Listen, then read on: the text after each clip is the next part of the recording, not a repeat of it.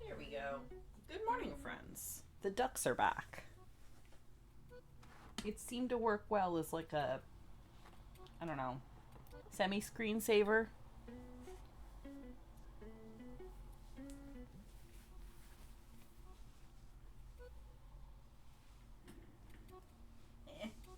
Come on. Good lord. Morning, Merlin. Morning, Kits. Morning, Dobby. Kitsune resubscribing for the 32nd month. Meow to you too. Thank you, thank you, thank you. Merlin is in Europe. Ooh. Fascinating. Good morning, Kite.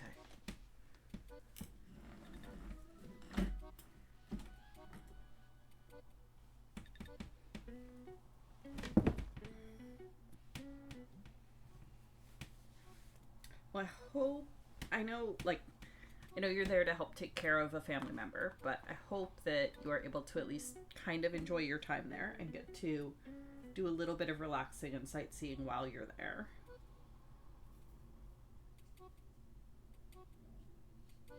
Yeah, Euro Merlin, right? Exciting. So, first things first, we are going to start off with hexagons. We're going to start off with the new year of hexagons. So, it's going to be slightly smaller because we only had. When did the new year start? Wednesday? Wednesday. So, Wednesday through today. Yeah, so we will start with making today's hexagon, as we usually do. That is an 11. Pull our pile here. 1, 2,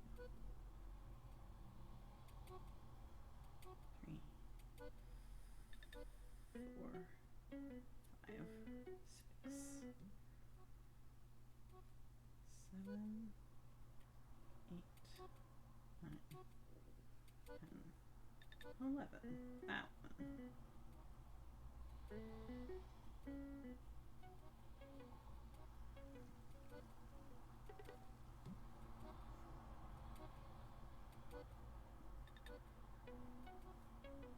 Hexagonal shins is a concept.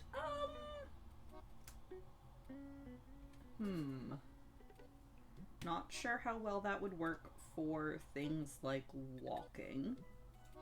But yes, it sure is a concept.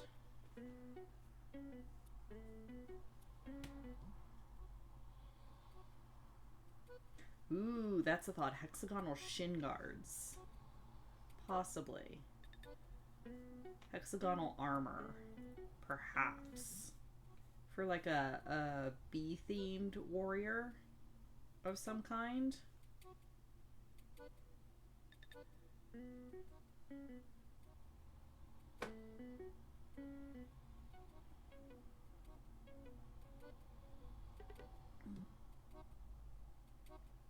Hexagonal locking knees? Like knees that ratchet? Oh, I don't think I like that. My knees make enough clicking noises as it is. Thank you.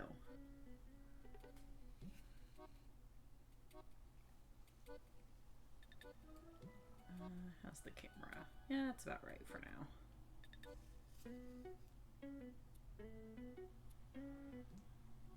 Ooh, yes. I have not had a chance to read over the things you sent me yet, Kits.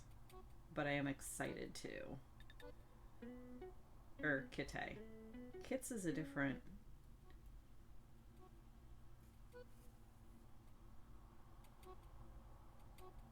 You know, both of you could be shortened to Kits. And I feel that generates confusion. Yes, you are a different menace. It's true. Kupos. The rare and elusive Kara.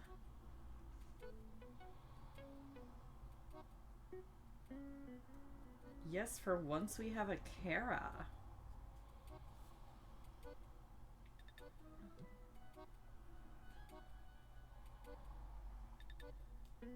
Live and in person.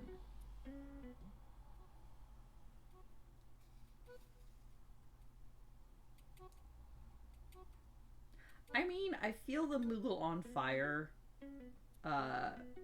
conveys her Kupo-ness quite often.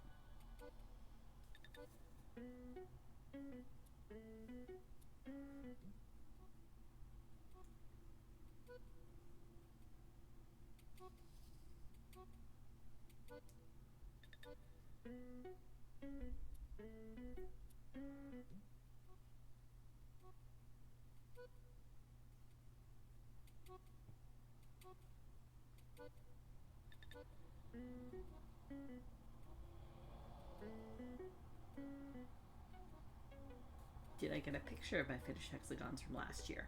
Yes. It should be in the Crafting Shenanigans channel of Cursed Chord if you scroll up a little bit. It's also still not quite fully done because I need to do the quilting for it. So I'm actually going to be doing that on stream. And I'll be working, I've got it right here beside me, so I'll be working on that once I am done joining this week's hexagons.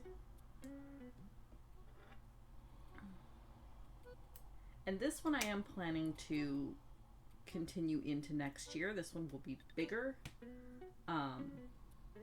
The 1 year of hexagons came out to be about a lap blanket size. I'm actually going to probably hang it up on a wall somewhere. But I wanted it to be kind of in isolation since it was the first year that I've done this. For this one, I'll probably run it into the second year and make it big enough to be like an actual blanket.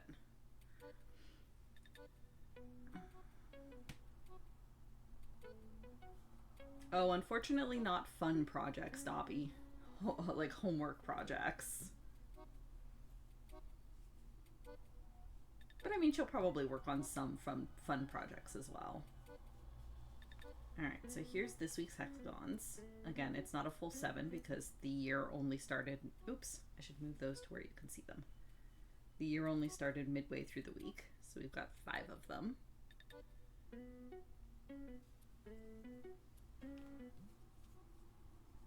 So, do ourselves a little bit of a shuffle.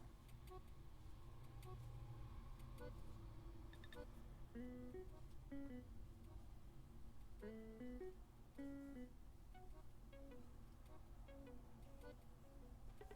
we go. So, this will be our center hex. And we begin the attaching.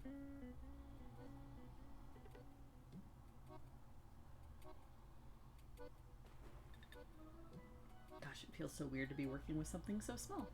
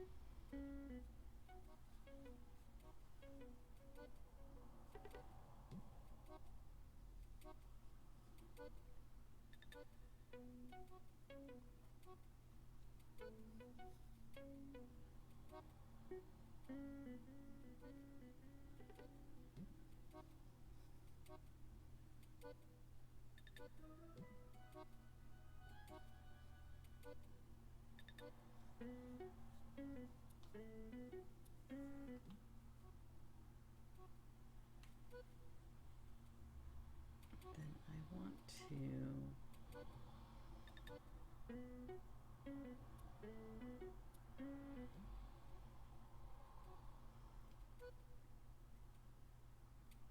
trying to think how I want to do this.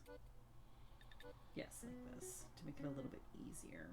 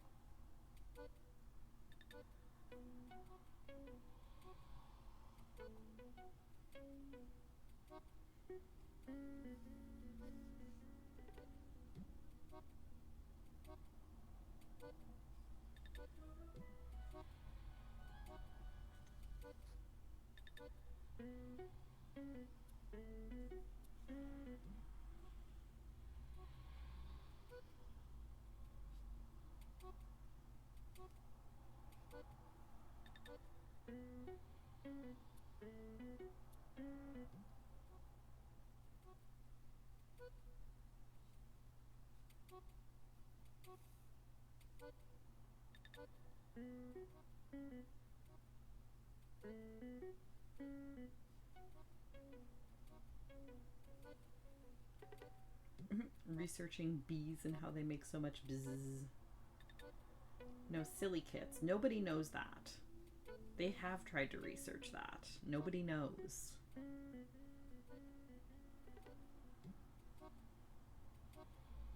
But it may or may not be related to how cats make so much bzzz, which they also don't know the origins of.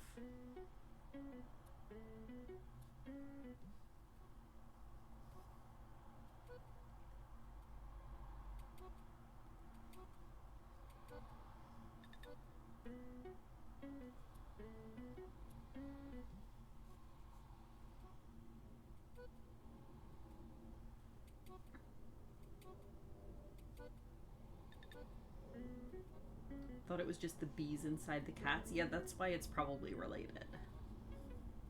Scientists think that it may be related. Sources not cited.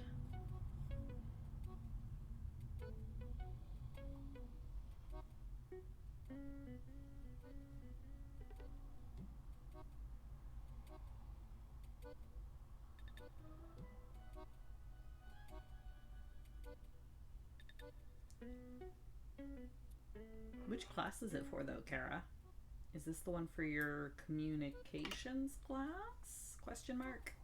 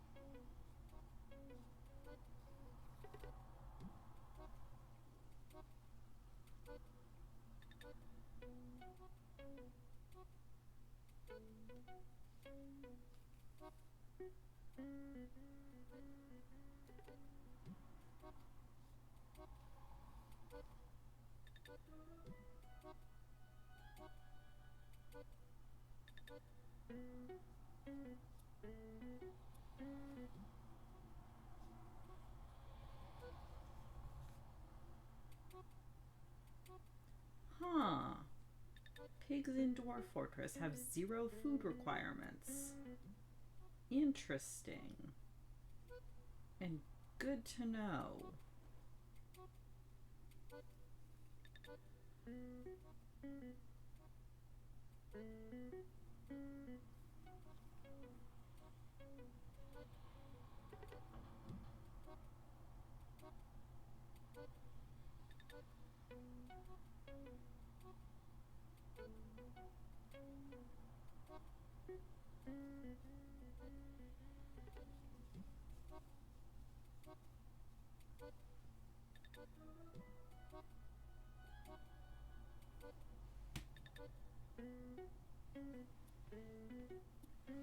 Doing this the right way around, right?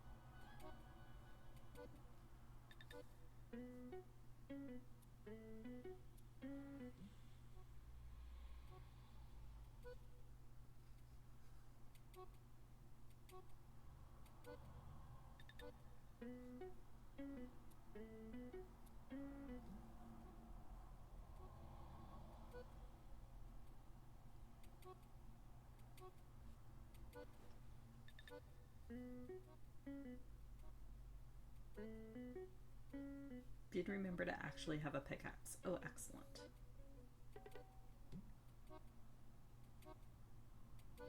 I had a sort of a victory while I was playing yesterday. I had one dwarf that has just been continuously causing trouble for years.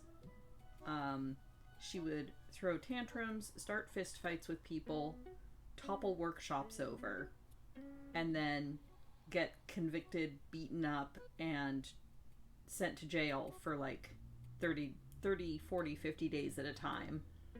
Get out of jail, and then throw a tantrum, start fist fights, rinse and repeat. It was like getting really, really annoying having to continually rebuild certain workshops. And yesterday she fell into an aquifer and died. So that was fine. Engraved a memorial slab to her so that she does not show up as a ghost. Wait, you can exile them? Hang on. I didn't know you could actually, if they weren't like... I thought that any like action like that had to be taken by the dwarves themselves, and the sheriff was just beating her up and not exiling her, so I thought I couldn't. Hang on.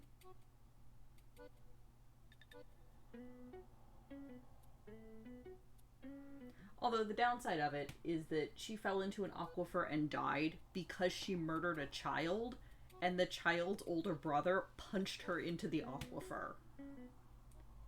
Which is just such a dwarf fortress thing.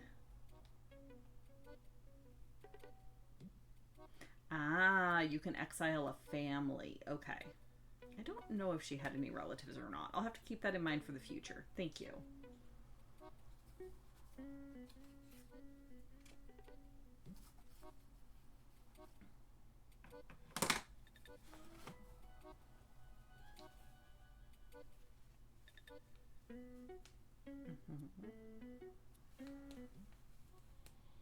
Okay, yes.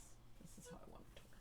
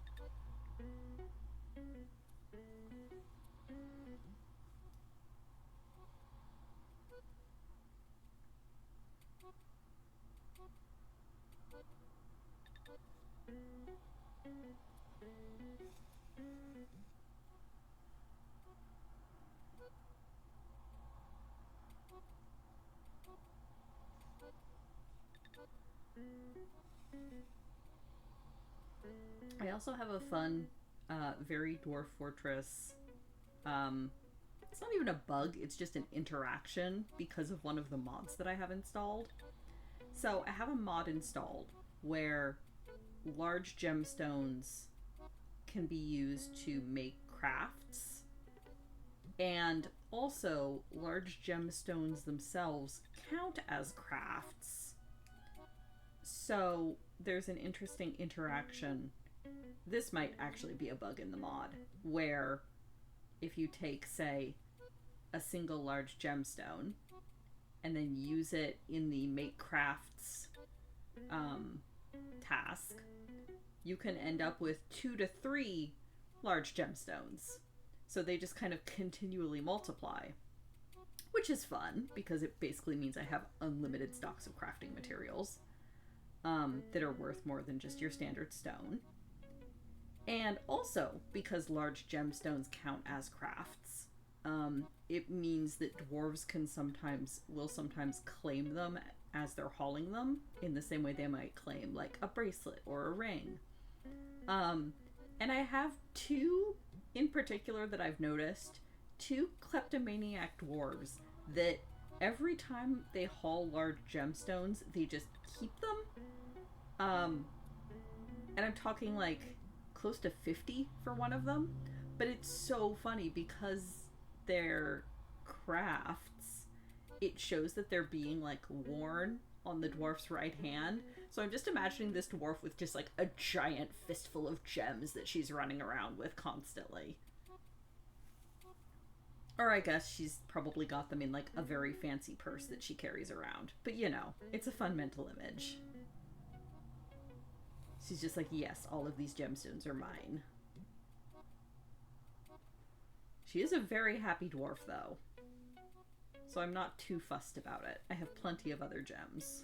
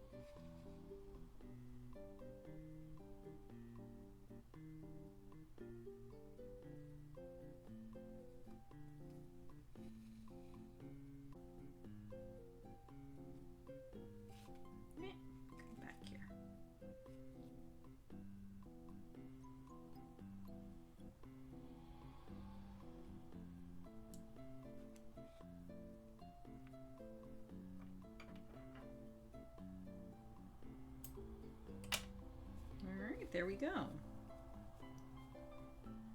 The beginnings of 2025.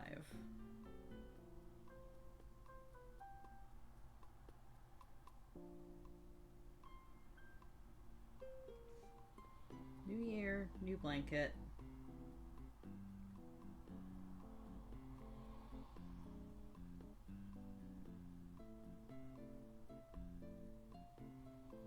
All right, now.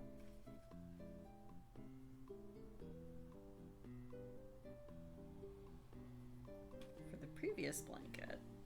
Come here. So. Here she is. I have basted her to a back. So you can see there's giant safety pins that I'm using to hold it together. The backing fabric, it's just a really simple, nice neutral black and white cherry blossom print that Kara actually found at a thrift store. Found like 2 meters of it for me at a stupidly good price because it was at a thrift store. So this is what I'm going to be quilting together. Now, the way that I think I'm going to do it, I briefly considered doing the insane thing and individually quilting all of the hexagons, which I think would just be madness. So what I'm going to do is I think I'm gonna quilt outward in concentric rings, kind of like how I built it. So I'll quilt the center hexagon and then around the edges of the ring around it, and then the edges of the ring around that, and just kind of make our way outward. But to do that, I need to actually find the center, which should be somewhere around here, but I don't actually know what my center hexagon is. So, all right, what's the easiest way to do this? Find my opposite corners. All right. And then do these actually, they do line up. Okay, so. Not this discussion again.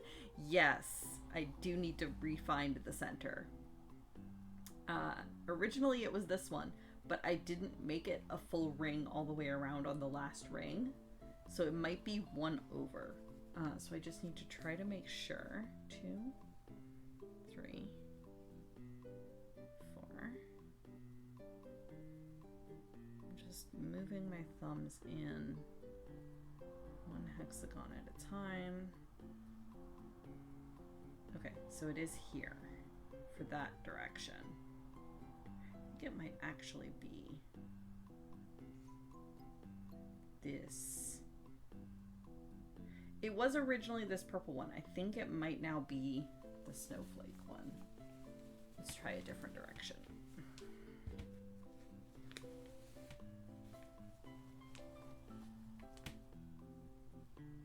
Is this the one where it doesn't? Okay, yes, this one does also come to the points. So,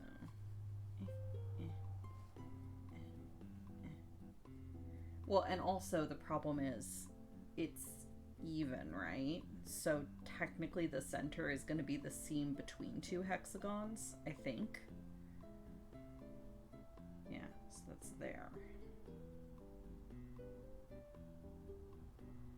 It might still be this purple one. Let's try our last direction here.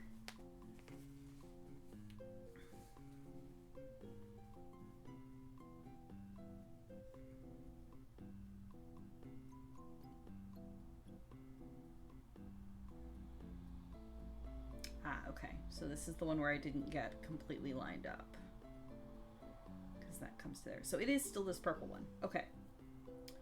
All right, so that makes it easier. Sort of.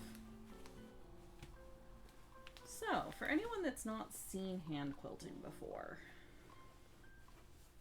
don't use those. If you've got a cluster of 2 or 3 acting as a center, you could also start the first line around that group. That's true.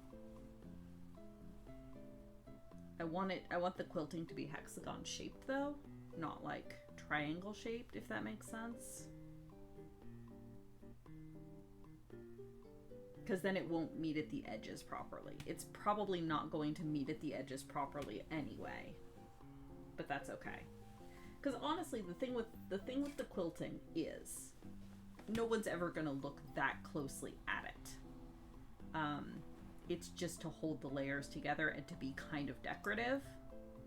So I need to actually move this so that I can get at that hexagon easily. There we go. All right. So.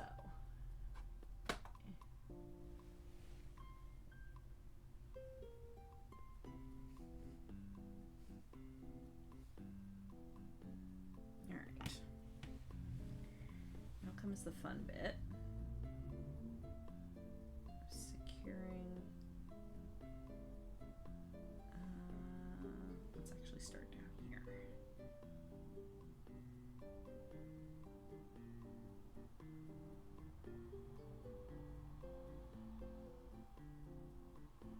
So the easiest way to quilt is to quilt upward. Come on. Come on, not. Ah, dang it. Pull through both. Because I'll be using my thumb to put a lot of the force behind it. Come on. I want to pull it through, but not out. There we go. So now it's caught between the two layers. And once I make a couple stitches, it should secure itself. Okay. There we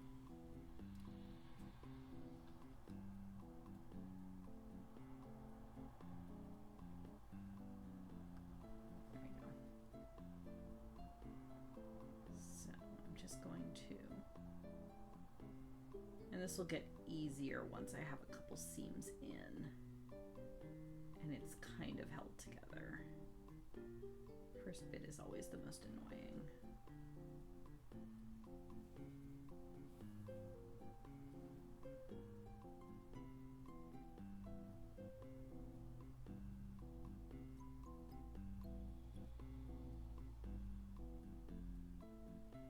You want to, the trick with hand quilting is trying to take the smallest stitches possible.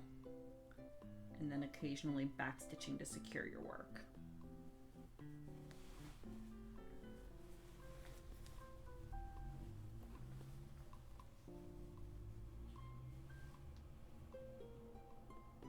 And this first bit is going to be a lot of moving around. Apologies.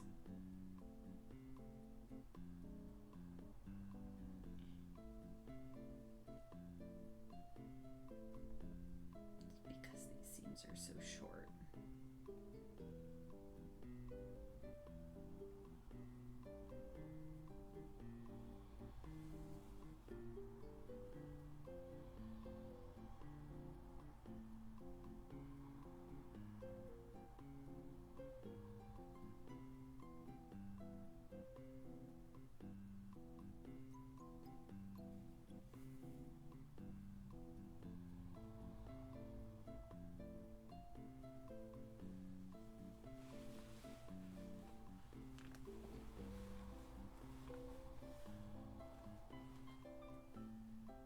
Probably didn't quite base this enough, but it's gonna be a wall hanging.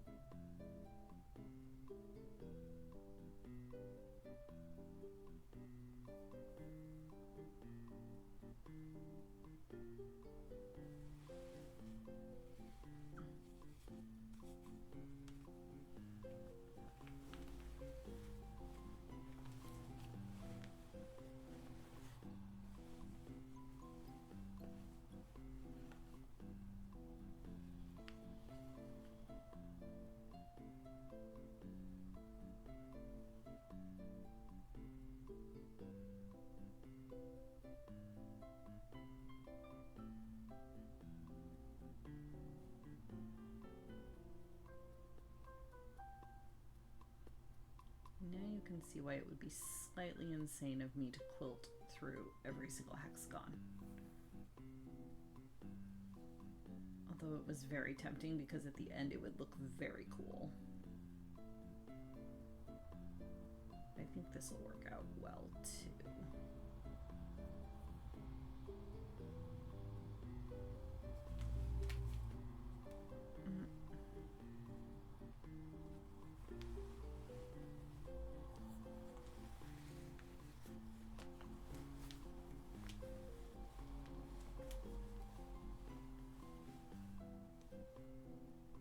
If you hear any miscellaneous crinkling sounds, the papers are still in the edge hexagons, just to try to keep them neat and secure until I get to the very edges, because that's going to be a while, and there's going to be a lot of moving and shifting the quilt as I quilt it, as you can see.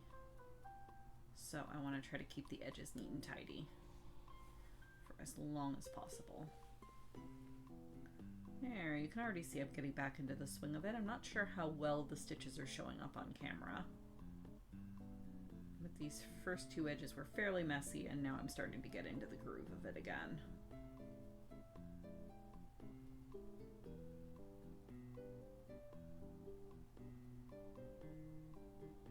Like anything else, hand quilting just takes practice.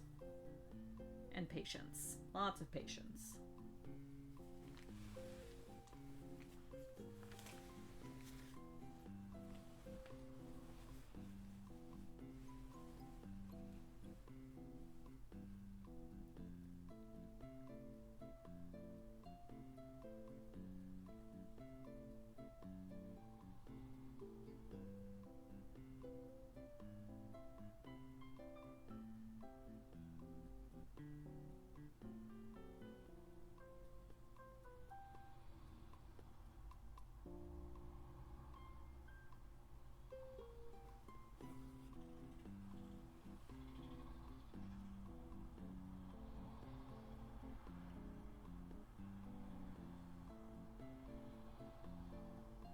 Stitch here.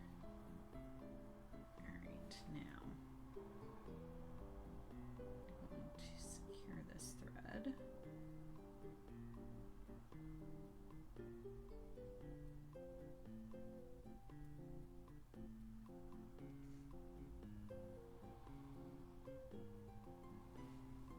A tiny little knot. Same way I would the individual patches.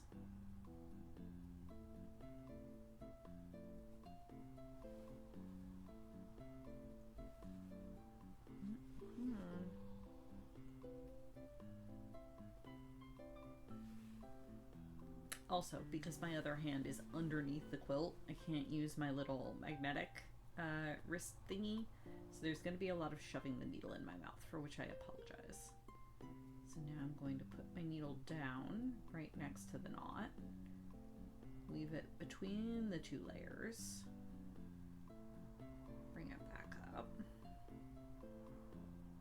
and then I will snip it there so that the tail is secured between the two layers. If you have a quilt with batting in it, that's even better because the thread will get caught up in the batting and secure it even more. But this is just 2 layers of cloth, which is fine. That is not enough thread.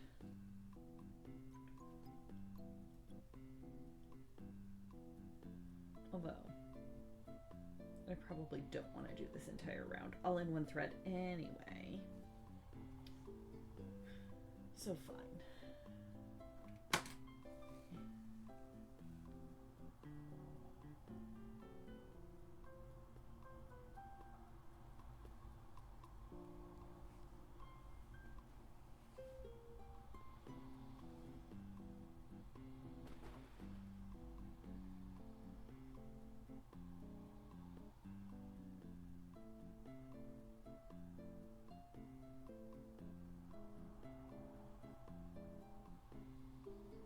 Am quilting in white because I feel like it'll, you know, we have a whole rainbow of colors here. So let's move this one to another ring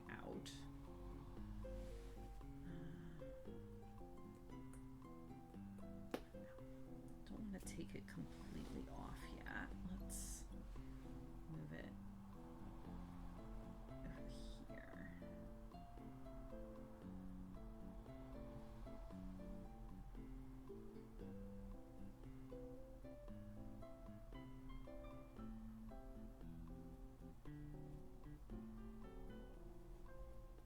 All right.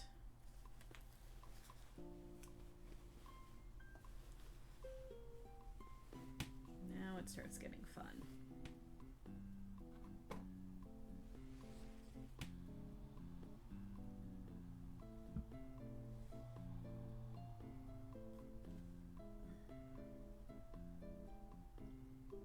What would be the reason to add or not add batting? So batting is traditionally, you can get different kinds of batting. You can get, traditionally it's been like cotton. You can get like poly fiber fill batting. These days you can also get bamboo batting, which is really nice. I really like bamboo batting. Typically the reason you would add batting is warmth, because it adds an extra layer in between the two. Batting, for anyone that doesn't know, is like loosely, oh, how would I even describe it? It's like if you took the stuffing out of a stuffed animal and had it in a flat sheet. Like, it's fluffy. It's not like a woven material. It's kind of like a fluffy, flattened version of a fleece. In the olden days, you used to get a lot of wool batting as well. So it adds a layer of warmth in between so the top and the bottom, or the top and the backing, are typically just cotton. It's just like a single layer. You know, the edges of these hexagons notwithstanding, this is just 2 layers of cloth.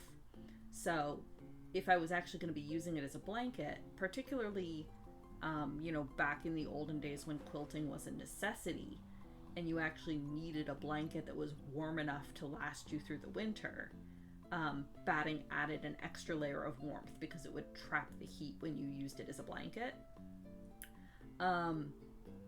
These days batting is used if it's going to be like an actual blanket. If it's going to be a quilt that's used as a quilt, if it's going to go onto somebody's bed, you might add a batting, especially if they're in like a winter climate. For this, because this is going to be a wall hanging, it doesn't need a batting. It's just the 2 layers of cloth. I'm going to hang it on the wall and it's going to be a display piece. I typically also don't put battings in my baby blankets because I want the kid, so a batting, because it's an extra layer and it's a fluffier layer, makes the quilt a little bit stiffer. It makes it thicker and heavier. And for baby blankets, I want the kid to be able to like pick it up and carry it around and snuggle in it. So I want the blanket to be thinner and lighter. So for a baby blanket, what I do is I kind of compromise, and I will typically, the top will be cotton, but then I'll back it with a flannel. So there is that little bit of extra warmth, but then it's still light and flexible and the kid can carry it around. So it's long answer, but essentially you would add a batting or not, depending on how the blanket is actually going to be used. What is the purpose of your quilt? Here we go.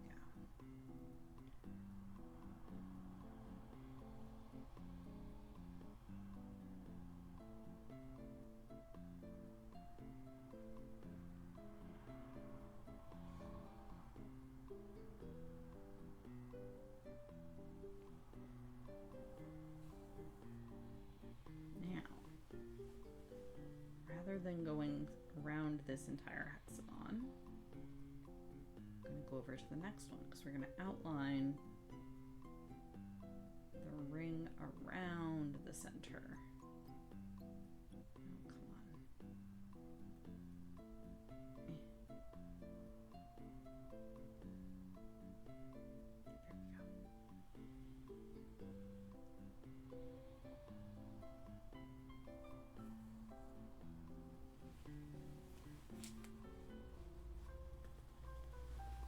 There we go. Oh, God.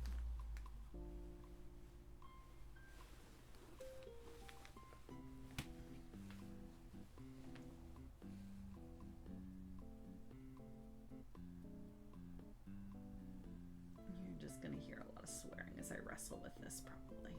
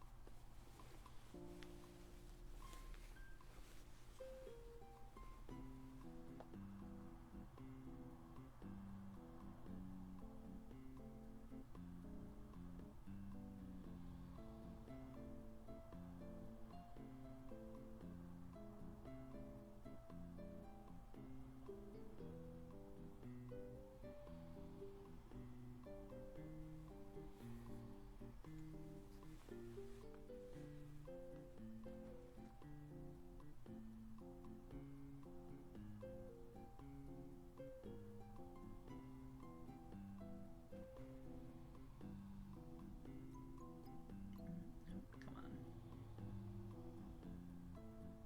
Here we go.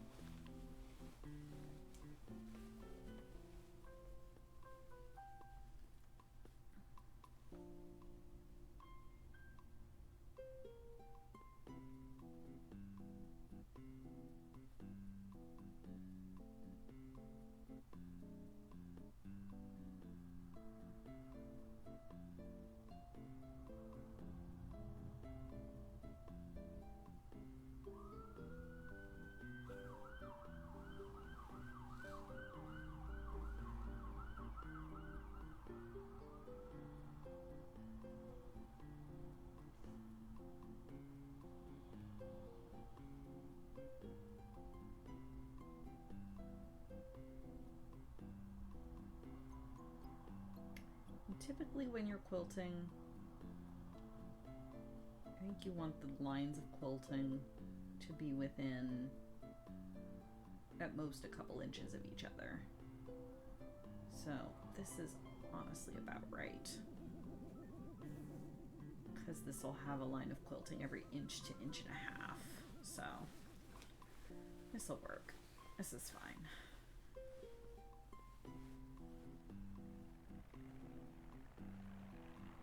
Will my thumb survive? Maybe not, but that's okay.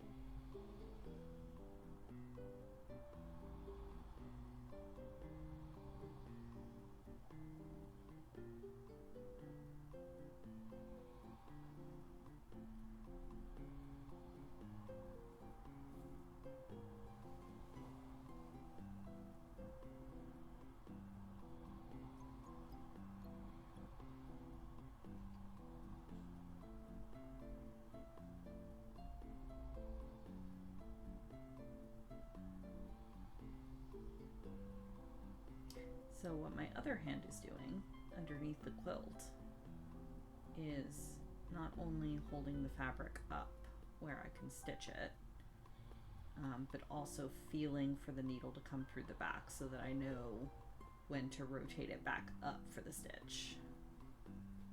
So that's how I know that I'm actually stitching through both layers.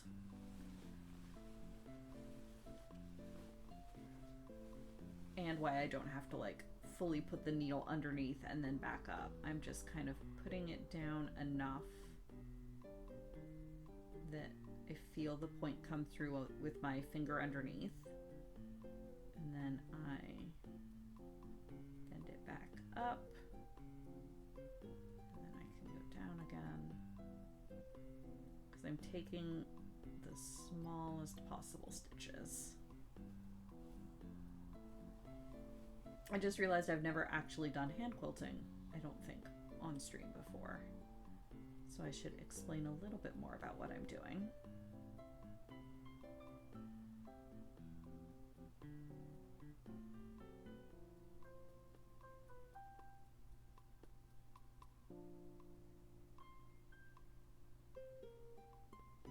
And I'm only doing 2 or 3 stitches at a time.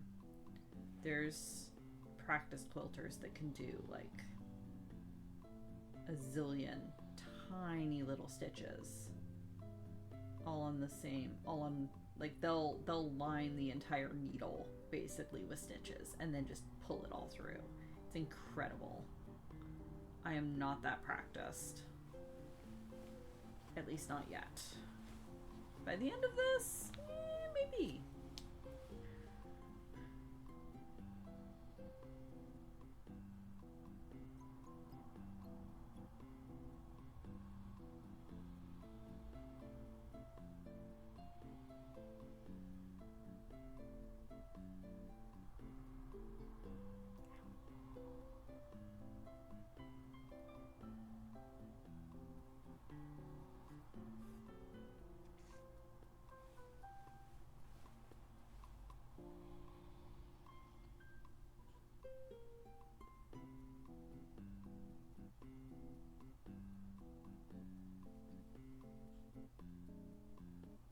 The back may end up a little bit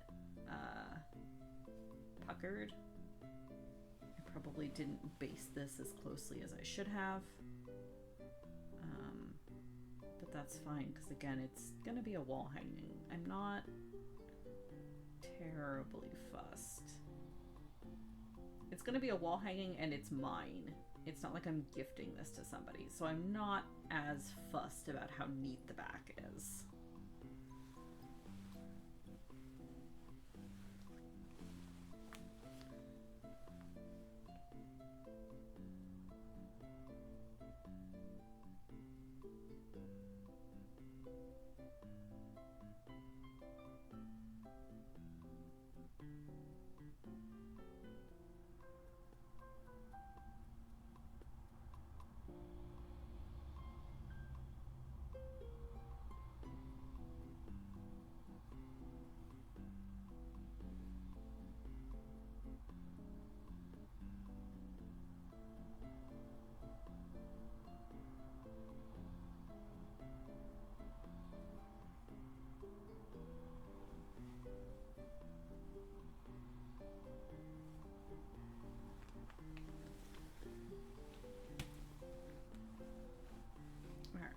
Be smart. Tie off this thread here before it gets too much shorter.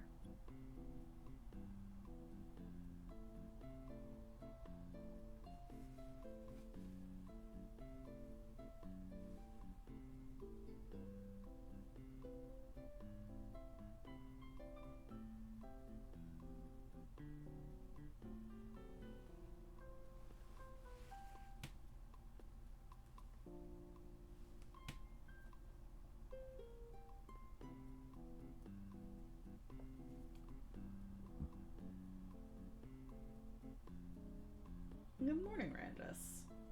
Happy Sunday. Happy New Year. Happy 2025.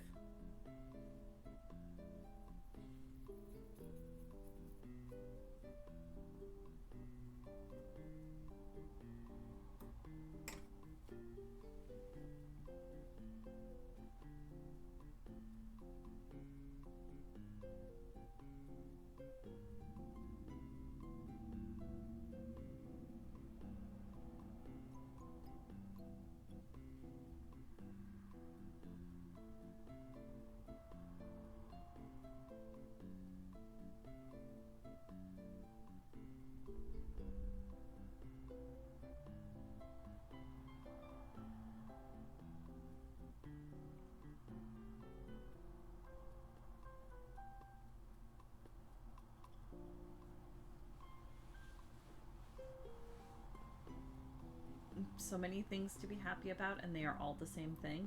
Is it hexagons?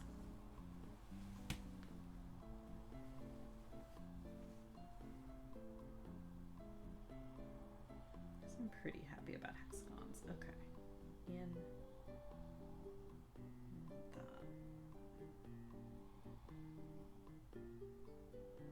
Yeah, it's about right.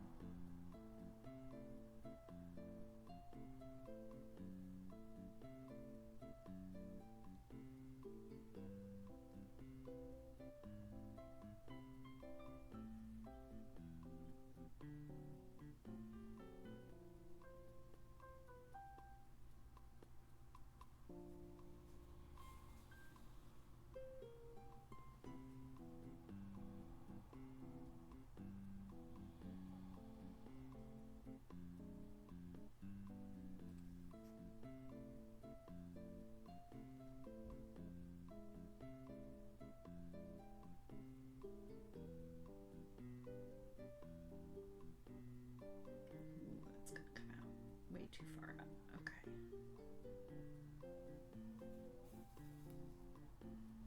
I am amazed at people who can hand quilt curves.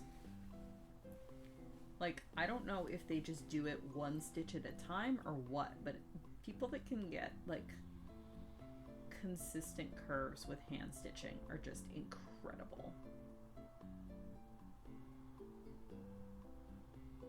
Sure, that works.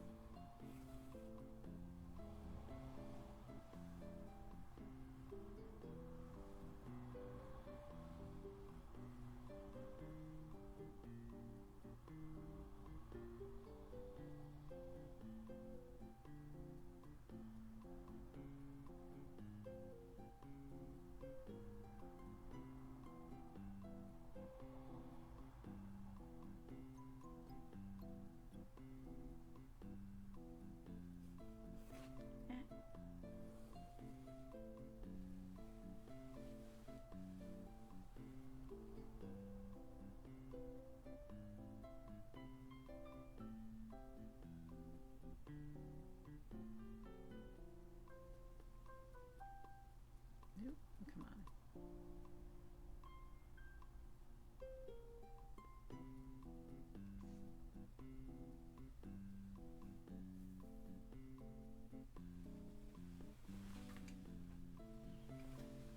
Kara, have you started working on your homework?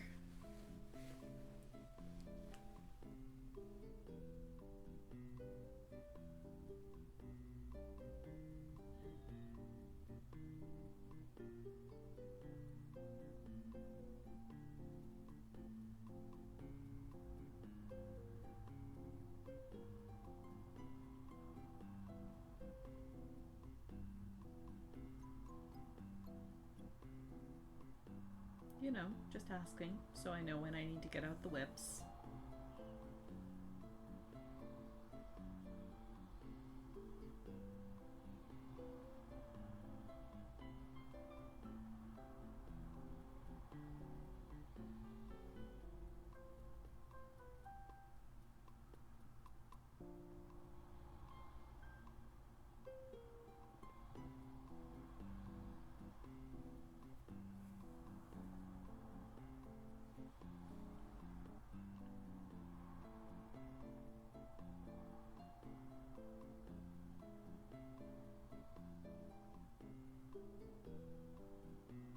Wait, maybe I have quilted on stream before. Did I do a little bit before Thanksgiving when I was working on my niece's quilt? I think I might have.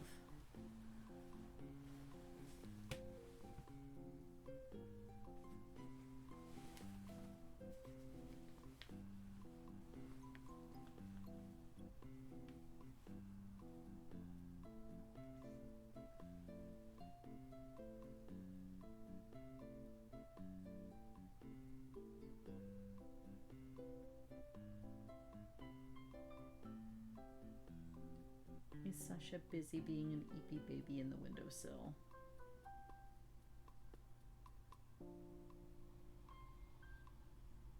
I bet she is.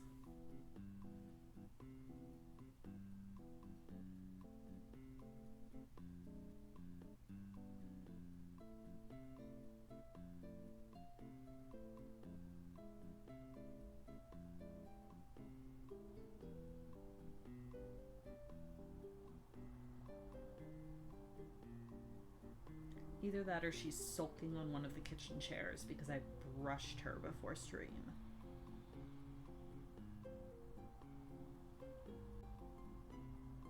How dare I gather her loose fur before she can eat it?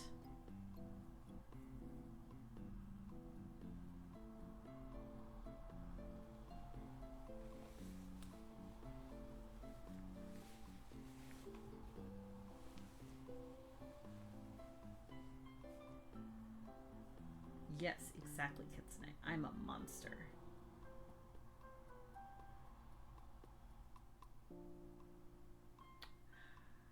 Okay, see, here's the thing.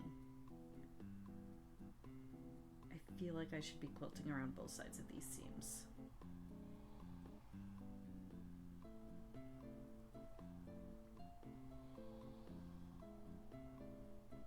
Literally going to double my work, but I think it'll make it look so much neater. So I think I have to.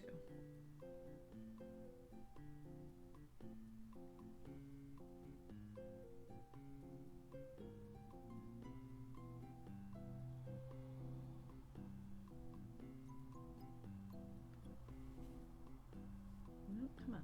There we go.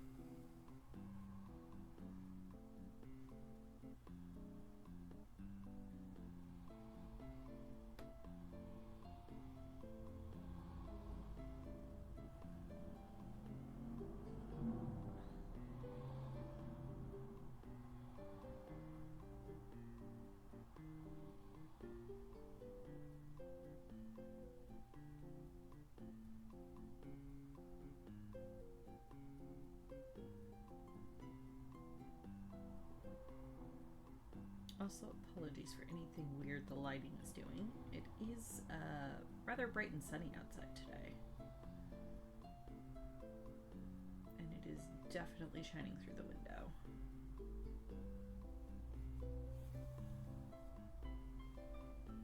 And there's not a whole lot I can do about that.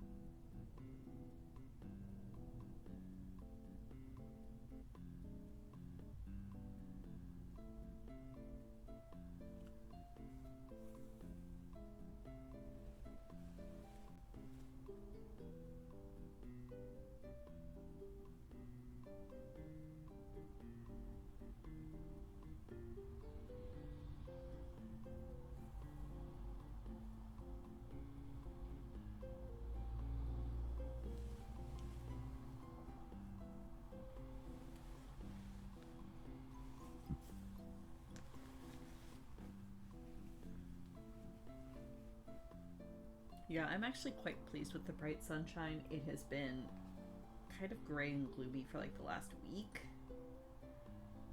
So the sun is actually quite nice. Just, you know, maybe not ideal for camera, but it's fine. You guys can deal.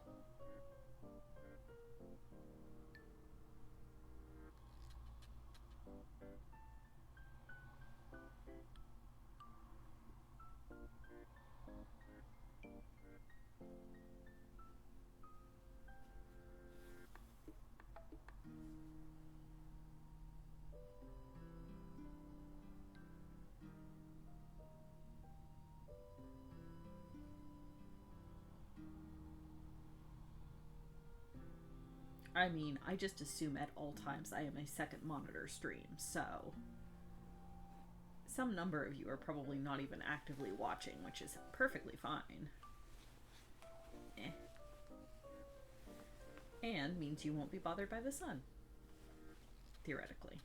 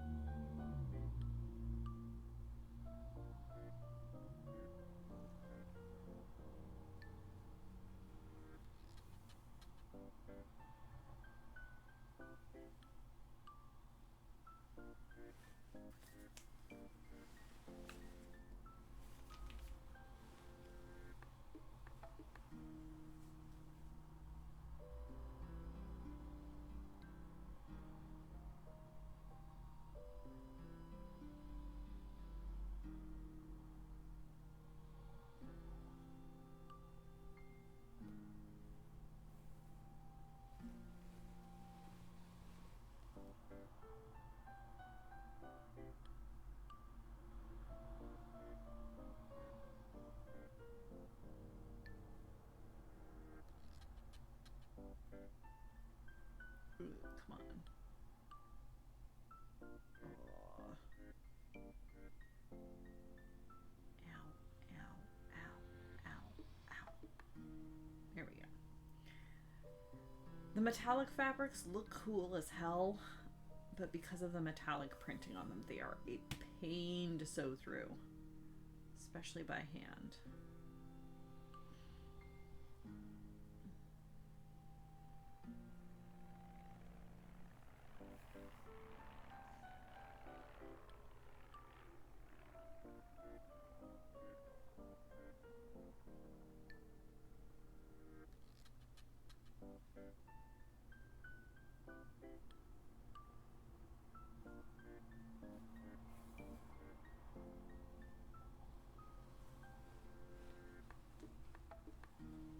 Superb.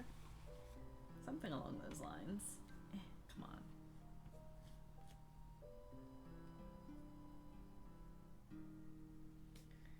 camera cord keeps getting jostled when I turn my blanket, so apologies for that.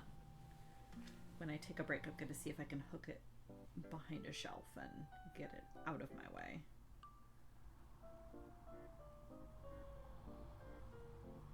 Which I'll probably be taking a break here in a couple minutes.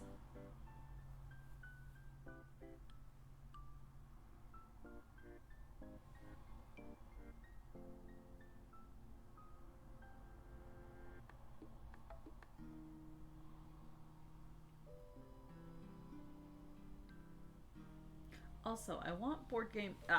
excellent. Perfect timing. Yes, I will get to that here in a couple minutes once I take my break. I want all of the Board Game Arena friends to know that I bought Kara Ticket to Ride for Christmas, which I think I mentioned last week, or the week before. We finally got around to playing a couple games this week, and she roundly stomped me both times. Kara too good at Ticket to Ride.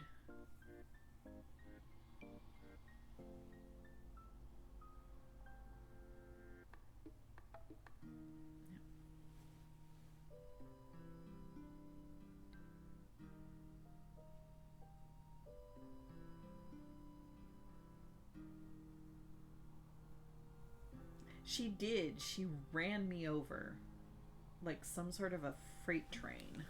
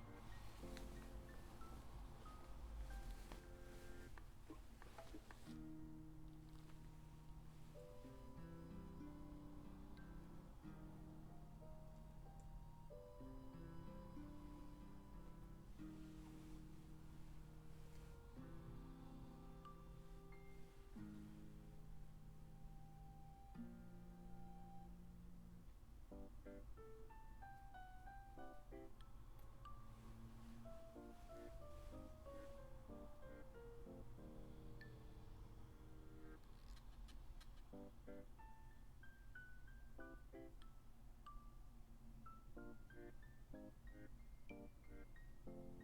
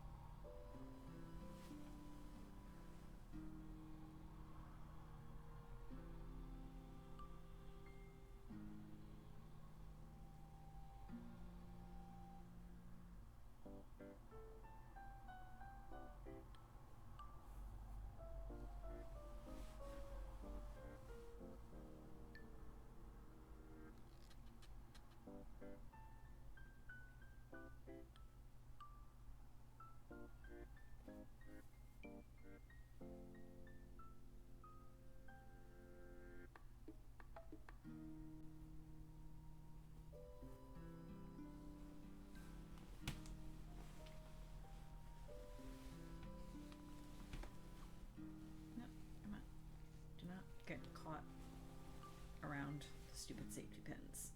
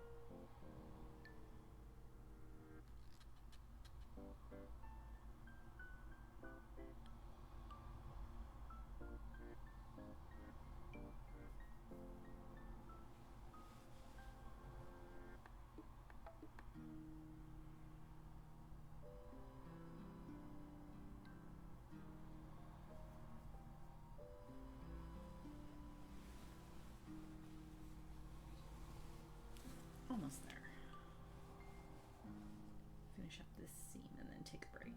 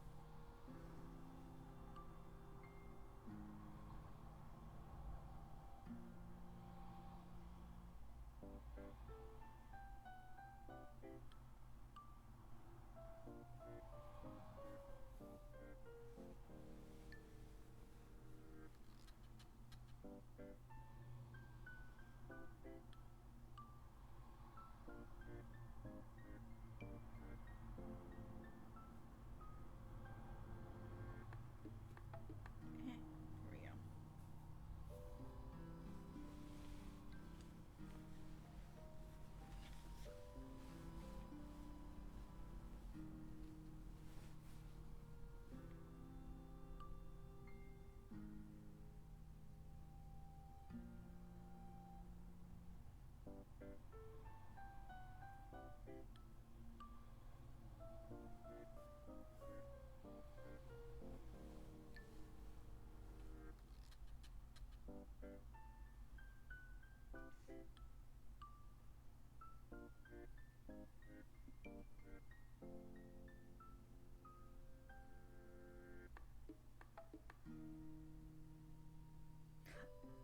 Yeah, run over by a train driven by Kara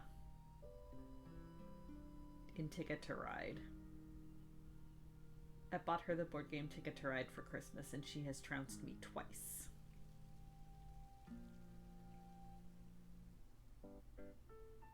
Lovingly, but still a trouncing.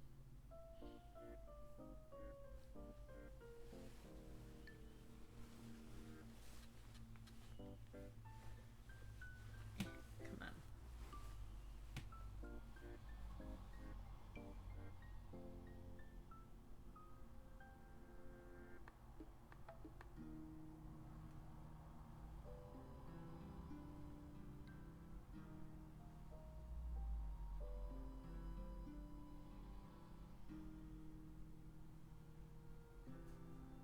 Kupo train. Kupo. I can't make train whistle noises. Kupo. Kupo. Something like that. Something along those lines.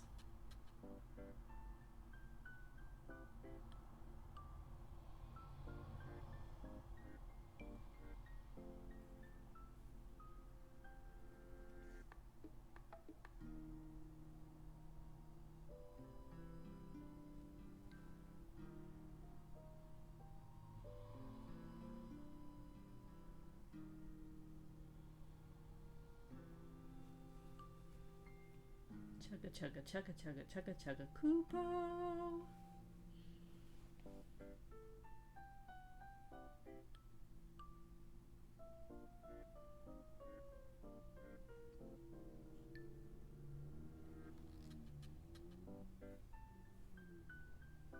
There we go.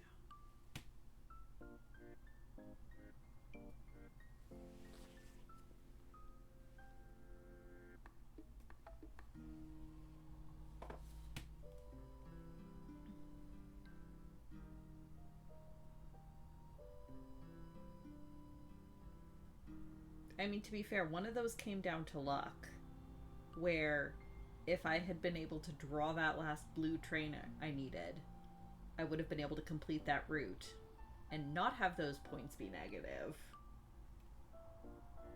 And I feel like I was close enough. I might have beat you that one if I had actually managed to draw the card I needed.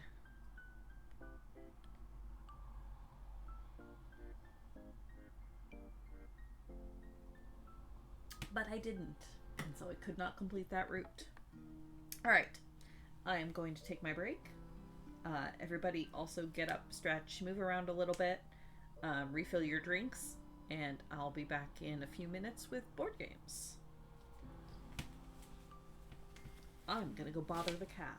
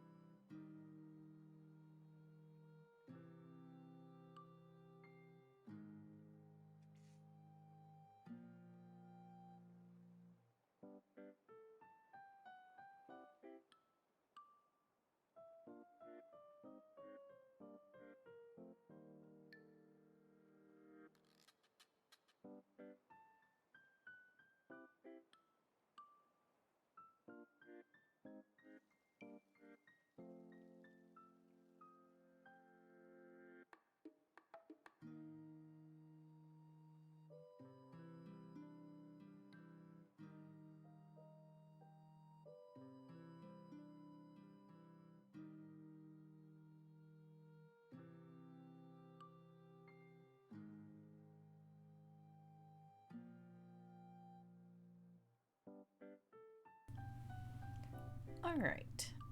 Let's see. That. And that. There we go. We may or may not be getting Sasha today. She is curled up in a sunbeam. But we'll see. All right. Let's see what we've got here.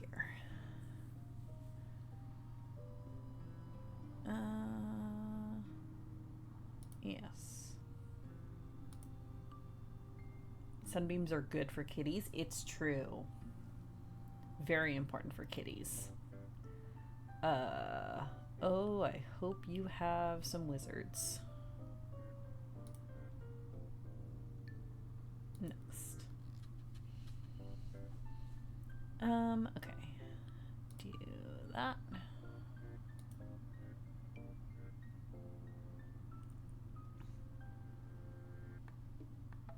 Kite wants to be curled up in a sunbeam. I mean, very fair. You just need to come visit. We get good sunbeams in the morning.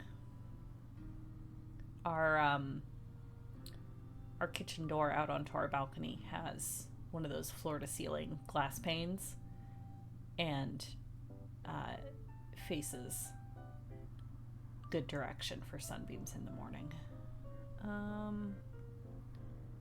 Can I do anything? No.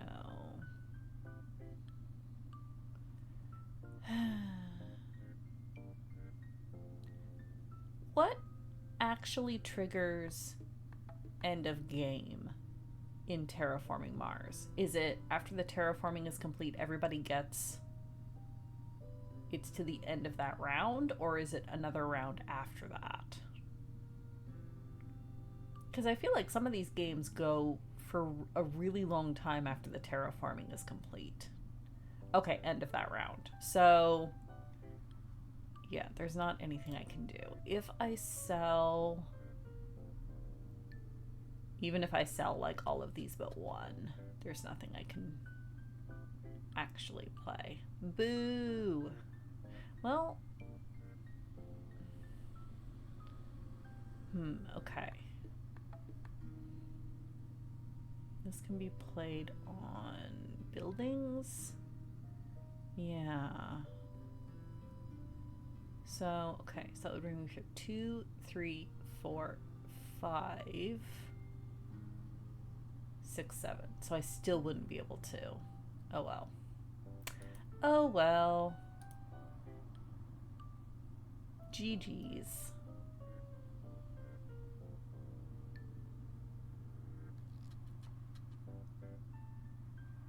Oh, and then you get a bonus generation in which you only get to place greeneries. Okay.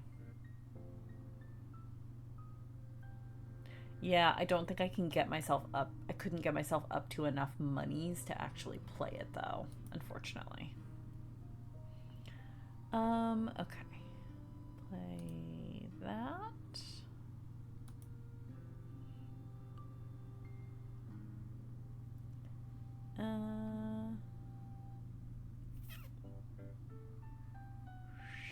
Sure, yes. Hopefully the rest of you have some wizards. Okay. What have we got here?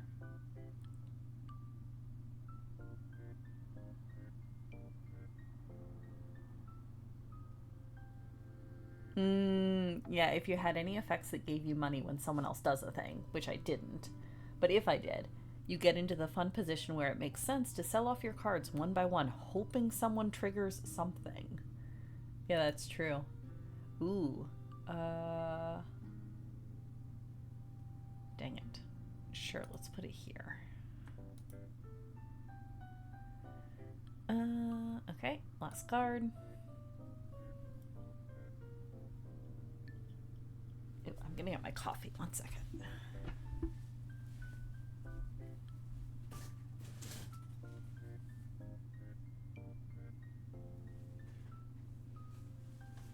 Nom, nom, nom. 14 points for Kits, 2 points for her crib, and I had 10 points in my hand. It's close, but I am still ahead. Kits has won the last 2 games.